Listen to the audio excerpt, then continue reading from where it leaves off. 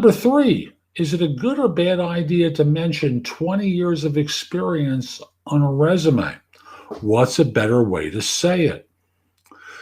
You're right. 20 years sounds like too much. Now, even though what we're talking about is a person in their 40s, because if you started at 2022 in a career, you're 42 at this point, then 20 years of experience isn't terrible. Like, I have 40 years of background in search. That's a lot, right? So the way to say it is to focus in on the skill that the firm is looking for, and describe it as significant experience with. Or let's say it's part of your resume and you have a 20-year background. I'm assuming you're talking about the summary area of the resume where you're thinking about 20 years of experience as, let's say, a project manager.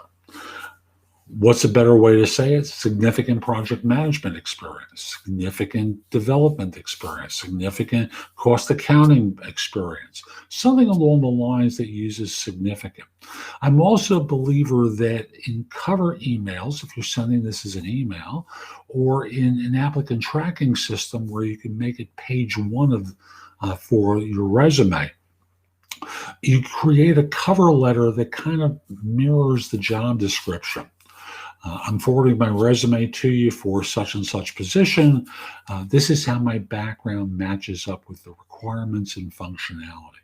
And thus, flush left is the requirement or the experience or the functionality of the job. Flush right is how long and how recently you've done it.